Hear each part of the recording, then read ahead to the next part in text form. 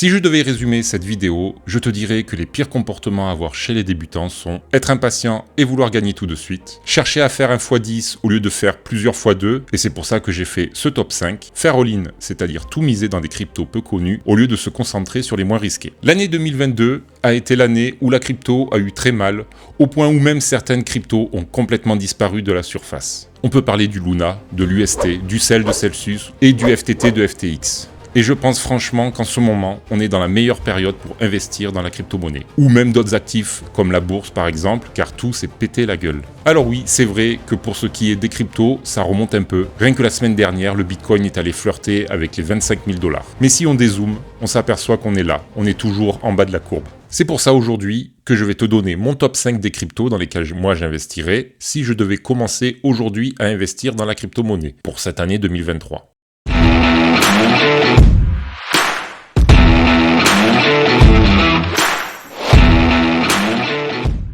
Salut à toi et bienvenue sur cette chaîne. Ici je parle Bitcoin, crypto-monnaie et blockchain.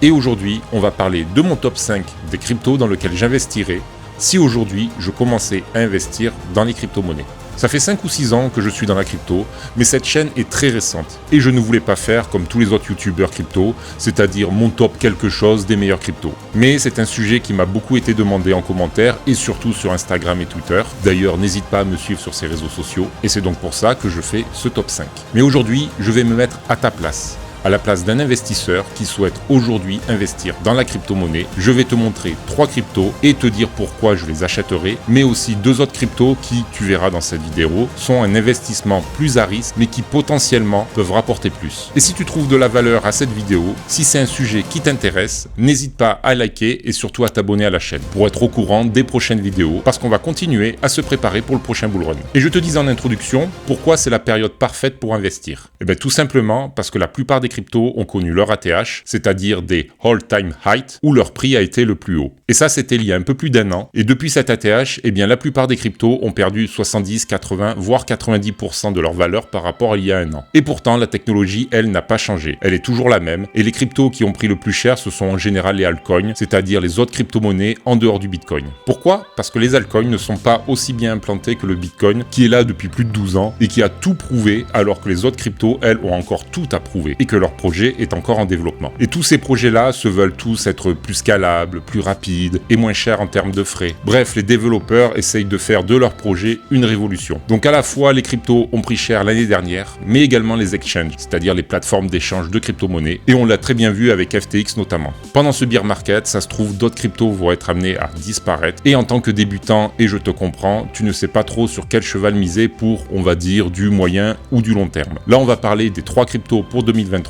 Et donc je pense que en ce moment, c'est la meilleure période pour investir. Malgré tout ce FUD, Fear, Uncertainty and Doubt, ça veut dire peur, incertitude et doute. Malgré tous ces crashs, malgré toutes ces plateformes qui disparaissent et ces projets qui ne se réalisent pas. Et le problème dans tout ça, c'est que bien souvent, les personnes vont faire le contraire de ce qu'elles devraient faire. C'est-à-dire, au lieu d'investir actuellement, ils vont se dire « ça peut descendre plus bas, ça va se crasher, je vais attendre, je vais patienter, je vais observer avant d'investir. » Et donc, ils vont faire le contraire de ce que normalement on devrait faire, c'est-à-dire en période de FUD, en période d'incertitude, en période où il y a un gros désintérêt pour les crypto-monnaies, et bien là ce serait personnellement le moment où j'investirais le plus. C'est ce que j'ai fait en 2018, en 2019, en 2020 et début 2021. Et c'est ce que je fais encore aujourd'hui, c'est-à-dire acheter quand personne ne souhaite acheter. Et là où on a les meilleurs prix, moins 80, moins 90%. C'est comme si tu voulais acheter un truc qui te fait rêver. Je sais pas, moi, la maison de tes rêves ou la voiture de tes rêves par exemple. Et si tu l'avais à moins 80%, tu l'achèterais ou tu l'achèterais pas? Et bien là c'est exactement la même chose. La maison de tes rêves, en termes de valeur, elle n'a pas bougé. Et le Bitcoin, c'est pareil. En termes de valeur, il n'a pas bougé. Et il va être amené à être de plus en plus adopté dans les prochaines années. On est encore aux prémices, on est encore au début de la crypto-monnaie. C'est pour ça qu'en ce moment, on a des crashs, on a des plateformes qui disparaissent, des projets également qui disparaissent. Parce que c'est quand même un écosystème qui est jeune. Et qui dit jeune, dit un investissement risqué. Et ça, c'est à prendre en compte avant d'investir dedans. Et donc, je te disais, la plupart des personnes vont observer avant d'acheter. Et c'est là justement que je vais te parler de ma stratégie. Investir 100 €, 50 € ou même juste 10 €, ce que tu veux, bref, une petite somme pour te dire mentalement,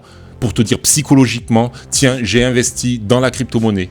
Je ne suis pas juste sur le côté, sur le banc de touche, en train d'observer pour acheter au meilleur prix. Non, là tu vas passer à l'action, peu importe la somme. On peut très bien investir avec une toute petite somme. Dans cette vidéo, pour chaque crypto, je te parlerai des gains potentiels par rapport à la situation actuelle. Et pourquoi commencer par un top 3 pour finir par un top 5 alors que j'aurais très bien pu faire un top 5, un top 10. C'est parce qu'ici, on va parler de 3 cryptos sûrs dans lesquels j'investis et je me dis qu'il y a très peu de chances pour que ça perde de la valeur ou que ça disparaisse complètement. Tu peux mettre également ton top 3 des cryptos les plus sûrs dans lesquels tu investirais et tu garderais pour toute l'année 2023 et pour en récolter les fruits en 2024 ou 2025. Tu peux mettre également ton top altcoin juste en dessous en commentaire. Mais ici, on va parler du top 3 pour les personnes qui souhaitent débuter dans la crypto-monnaie et limiter surtout les risques. Et la crypto numéro 1, tu ne vas pas être étonné, c'est tout simplement le roi, le boss, le king of coin, le capitaine des cryptos, celui qui mène la barque. Je veux bien sûr parler du Bitcoin. C'est la première crypto-monnaie qui a été créée en 2009, qui a toujours été number one dans le classement de CoinMarketCap, qui référence toutes les crypto-monnaies qu'il y a sur le marché, et il y en a plus de 21 000. Et pourquoi Bitcoin?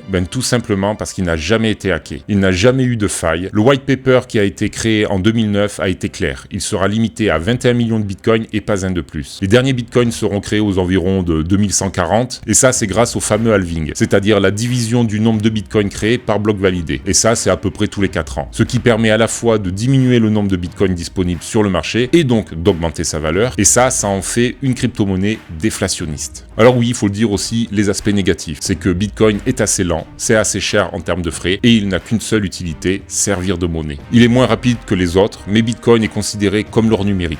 Il est beaucoup plus facile à transporter qu'un lingot d'or. On peut en acheter facilement et en quelques secondes. On peut l'échanger et on peut même le revendre en quelques secondes sur tous les exchanges. Il est hyper liquide. Bref, on va pas faire tout l'historique de Bitcoin, quels sont les avantages ou les inconvénients. Mais moi, en tant qu'investisseur dans la crypto depuis 5 ou 6 ans, je me suis rendu compte que Bitcoin était en train de gagner de la valeur, en train de gagner des points petit à petit sans rien faire. C'est-à-dire que ce que l'on a vu avec Luna, ce que l'on a vu avec FTX, eh bien ça me pousse encore plus à être Bitcoin maximaliste. C'est-à-dire ne posséder que du Bitcoin. Parce qu'il n'a jamais été hacké, sa réputation n'est plus à faire, c'est quelque chose de solide, quelque chose qui prend de la valeur avec le temps. Et en voyant tous ces crashs, en voyant tout ce FUD, je sais pas ce que tu en penses, mais moi je trouve que Bitcoin a encore plus d'utilité qu'avant. Parce que lui, il résiste au temps, il résiste au crash, toujours aussi solide, toujours acheté par des investisseurs chevronnés ou non, par des institutions ou non. On l'a très bien vu avec Google ou avec Tesla. Il y aura de plus en plus d'entreprises qui vont investir dans le Bitcoin. On peut parler également des différents pays comme le Salvador qui a adopté comme monnaie légale le Bitcoin. Et c'est une des rares cryptos, comme je te le disais, qui est limitée. Il sera limité à 21 millions. Là, il y en a plus de 19 millions qui sont actuellement en circulation et ce sera de plus en plus difficile d'acheter des Bitcoins parce qu'il va prendre de la valeur puisque le nombre de Bitcoins disponibles baissera au fur et à mesure des années. Bref, tu l'as compris, Bitcoin c'est la crypto. Si je devais investir dans une crypto, ce serait la crypto dans laquelle j'investirais et que je garderai pour 2023 et même pour de nombreuses années. Et si on regarde le prix du Bitcoin actuellement, on est aux alentours de 22 000 $ et son précédent ATH était à 69 000 $. Si tu étais amené à acheter du Bitcoin aujourd'hui à 22 000 $ et qu'il retapait son ATH, c'est-à-dire son point le plus haut, son record en termes de valorisation, eh bien tu ferais simplement un x3, ce qui est déjà énorme. Et justement, c'est un petit peu le défaut qu'on va reprocher à Bitcoin. C'est-à-dire que des personnes veulent investir dans Bitcoin, mais veulent la sécurité,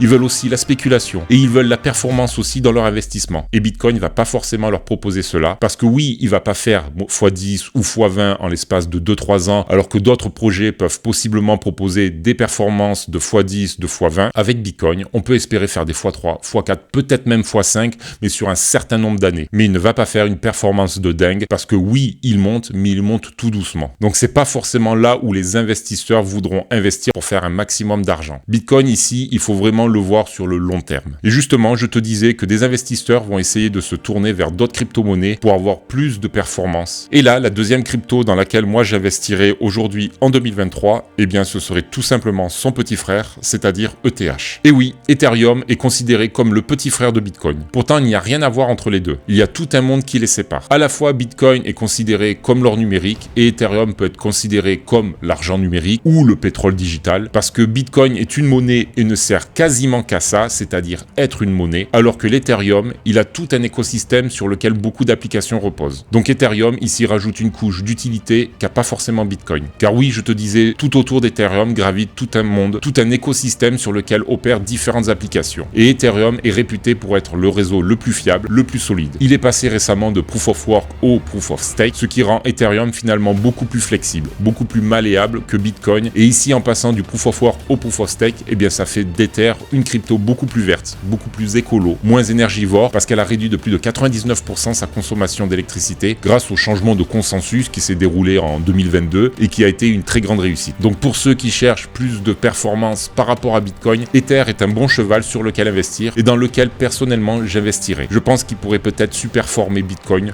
tout en ayant cette fameuse couche d'utilité que n'a pas Bitcoin. Et le gros problème d'Ether, c'était tout simplement les frais. Les frais de transaction à chaque fois qu'on transfère de l'argent ou à chaque fois qu'on faisait, je sais pas moi, un smart contract, et bien ça va disparaître avec l'évolution du Proof of Work au Proof of Stake. Ça va disparaître avec cette évolution d'Ether et ça va réduire drastiquement les frais et là, Ether va prendre beaucoup plus de valeur. Mais avant de continuer sur le top 3 des cryptos, si tu veux commencer à investir dans ces cryptos, je t'explique dans cette vidéo où et comment acheter des cryptos. Et bien sûr, si tu crées un compte sur une de ces différentes plateformes, n'hésite pas à utiliser mes liens d'affiliation en description pour avoir différents bonus, mais aussi pour soutenir cette chaîne.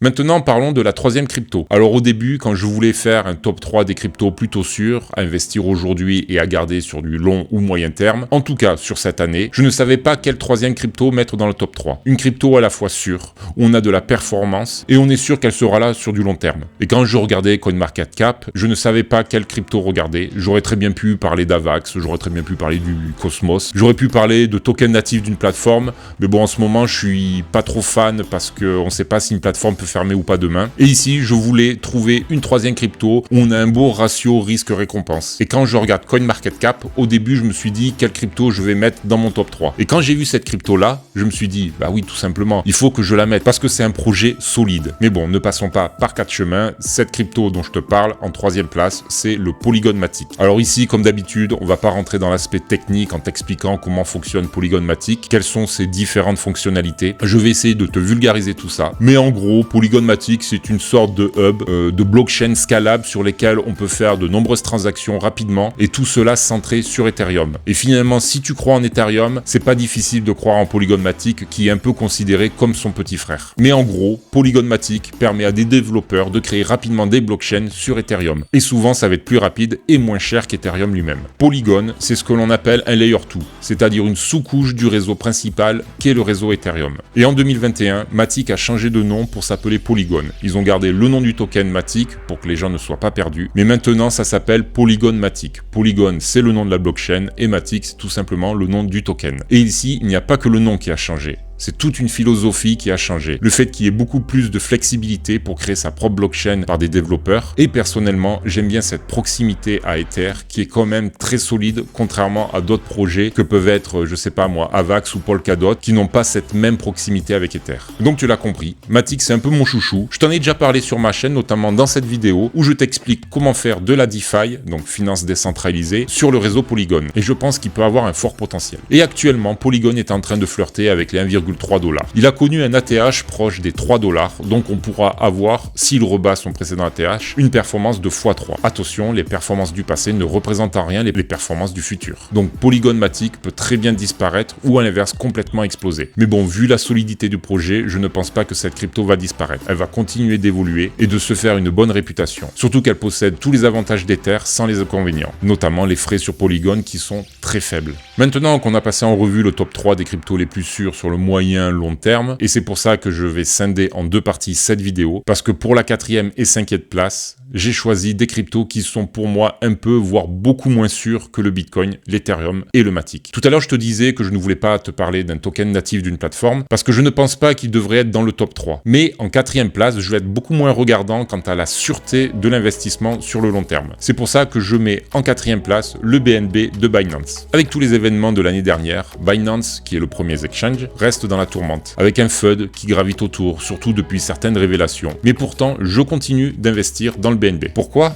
parce que le BNB n'est pas juste un token natif d'une plateforme contrairement au FTT de FTX, c'est aussi et surtout le token d'une blockchain, la BSC, donc Binance Smart Chain, sur laquelle beaucoup de protocoles de DeFi notamment, beaucoup de smart contracts sont basés, PancakeSwap est le plus connu. Donc même si Binance coule, la blockchain elle existera encore. Alors oui, c'est sûr que dans ce cas-là, le BNB va perdre beaucoup en valeur et c'est pour ça que je ne pouvais pas le mettre dans le top 3 parce que c'est un investissement plutôt risqué. Mais je pense, et ce n'est que mon avis, ce n'est pas un conseil en investissement, je pense qu'il va performer au prochain bull run, c'est-à-dire faire un x4 voire un x5. Le BNB est certes une crypto très récente, mais est très bien implantée dans tout l'écosystème des crypto-monnaies. Et dans la même lignée, à la 5e place, j'ai choisi le Sol Solana. Tout comme le BNB, je ne pouvais pas le mettre dans le top 3 parce qu'il s'agit d'un pari risqué. Mais contrairement au BNB qui est un token natif d'une plateforme, c'est aussi tout comme le BNB, le token de sa propre blockchain. Et comme je te disais tout à l'heure à propos de Polygon Matic, le Solana est lié à Ethereum. Pas de la même manière, parce que si le Matic c'est le petit frère d'Ethereum parce que c'est un layer 2, le Solana c'est son concurrent principal. Il se veut plus rapide, il se veut plus scalable qu'Ethereum, mais surtout les frais sont beaucoup plus faibles. Et même si dernièrement il a vu sa valeur perdre énormément, surtout à la suite de la chute de FTX, parce que la plateforme possédait énormément de Solana, et qu'il a fait preuve d'un gros manque de sécurité dû à des failles dans son protocole, Solana est encore jeune et va évoluer dans le bon sens, je l'espère. Et en plus, le Solana est juste derrière le Matic sur CoinMarketCap. Et si tu regardes son précédent ATH, c'est-à-dire environ 250 $, et qu'aujourd'hui il flirte avec les 24 $, tu peux espérer faire un bon x10 s'il rebat son ATH. Bref, tu l'as compris, le Solana est un pari risqué, mais avec un très fort potentiel spéculatif. Voilà pourquoi j'ai fait cette distinction entre les cryptos du top 3 et les deux autres de la 4e et 5e place de ce top 5. C'est la sûreté de l'investissement. Certes, c'est pas avec le Bitcoin ou l'Ethereum que tu vas faire un x10, mais au moins, c'est les deux cryptos les plus sûrs sur le long terme. Le Polygon Matic a, je pense, la sûreté de ses deux grands frères et avec un potentiel plus important. Et le BNB et Solana sont certes beaucoup moins sûrs, mais ont un beaucoup plus gros potentiel spéculatif. Il est difficile de faire un top 3 plutôt sûr, plutôt sécure pour 2023. Et je ne sais pas ce que tu penses de tous ces événements qui se sont passés ces dernières semaines, ces derniers mois, mais moi je pense que ça a renforcé encore plus Bitcoin. Ether est toujours là, est en train de se développer, et Polygon, mine de rien, est en train de se créer à partir d'Ether. C'est pour ça que je voulais mettre ces trois crypto-monnaies dans mon top 5 pour 2023. Et je te rappelle, c'est des cryptos plutôt sûrs, et ça peut faire débat dans les commentaires. Tu peux me lâcher ton avis et me donner selon toi ton top 3. Je vais essayer dans les semaines à venir de faire mon top 10 altcoin qui sera beaucoup plus risqué. Là, mon top 5, c'est vraiment pour les néo-investisseurs, c'est-à-dire quelqu'un qui veut se lancer, qui veut débuter dans ce vaste univers de la crypto-monnaie. Comme d'habitude, si ce genre de sujet t'a plu, n'hésite pas à mettre un like et bien sûr, n'hésite pas à t'abonner et activer la cloche pour être au courant de mes prochaines vidéos. Et si tu débutes dans la crypto, n'hésite pas à aller voir cette vidéo sur mes 5 erreurs de débutant. C'était Néotaz, je te dis à la prochaine sur YouTube. Ciao.